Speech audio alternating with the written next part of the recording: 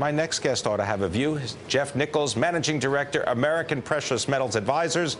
He's also the Senior Economic Advisor to Roslyn Capital, and he runs nicholsongold.com. Jeff, good to have you with us on Bloomberg. So I'm assuming because of your nicholsongold.com, you're still pretty bullish on what's going on with the precious metal gold. I am. I'm actually quite bullish. I have been for a long time, and I remain so.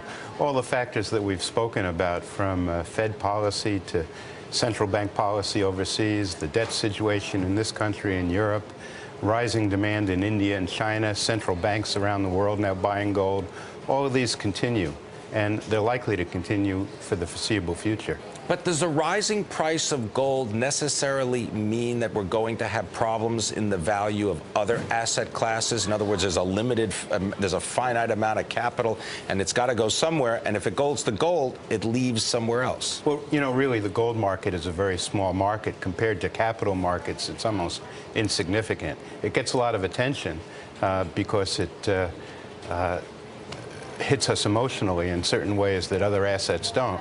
But yeah, when you make a presentation, let's say to an institutional client, I mean, do you bring a bar of gold or a gold coin? Because but you're right. When people actually touch and feel and lift a bar, you know, a kilo of gold or a gold coin, something happens. You see something in their personality. Yeah, almost there's an change. emotional connection to gold, and I can't explain why, but it's been true over the millennia.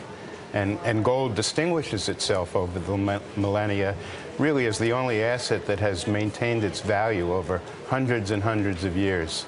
And I think investors look to gold for that reason, as a store of value, as a monetary asset, and as something that is a hedge and diversifier and insurance policy against all sorts of risks. But yet we've seen gold, as I said, run up to $1,577 an ounce, and you've even written that we've had a little bit of a correction.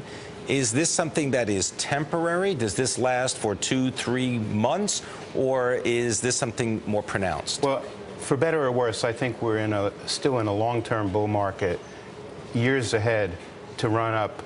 I think late this year we could easily see $1,700 an ounce. Next year, perhaps $2,000 an ounce.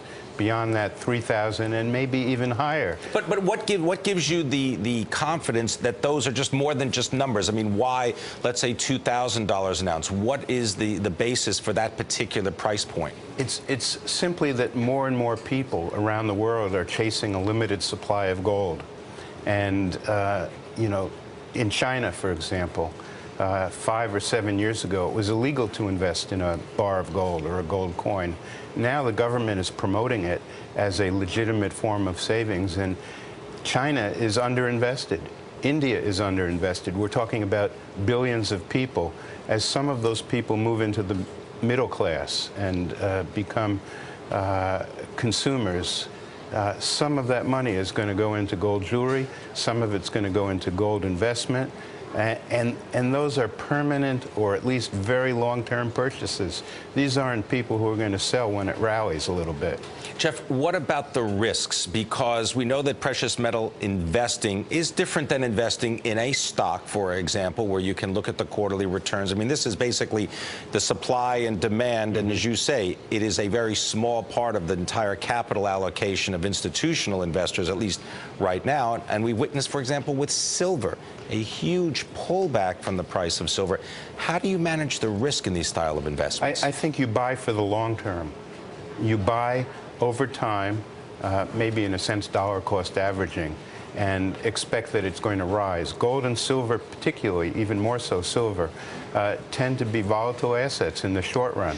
They have over the past few decades. In the 1970s, which was a great bull market for gold, we saw silver at various points in time pull back 40, 50, even 60% as it was continuing to rise along an upward trend. You must have had a stomach made of silver in order to withstand that kind of pullback. I mean, how do you maintain the discipline and the poise to stay in the investment, to be long? Well, you have to be educated, and you have to understand why you're investing. You have to know what the fundamentals are for gold and silver, and be aware that one day things will change, and it may be time to start shedding positions. But I think it's important for many investors to retain as an insurance policy some small core holding, maybe 5 or 10% of investable assets in physical metal as an insurance policy against risks that we can't even imagine. What about silver right now in terms of the price? Do you think that this is a good buying opportunity? I do. I think at near $50 it was expensive. At $35 or $37 where we are today, I think it's an opportunity to buy. And I think gold also is an opportunity to buy.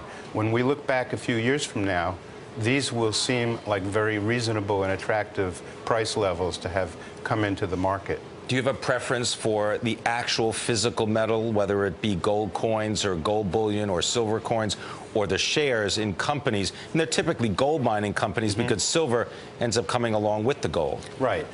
My preference is for gold because it is principally a monetary asset. Silver has an industrial side. It has additional risks. I think there's a place in a portfolio at times for the right mining shares, but mining shares are not physical metal, and they carry a whole host of additional risks. All right. I want to thank you very much, Jeff Nichols, Managing Director, American Precious Metal Advisors.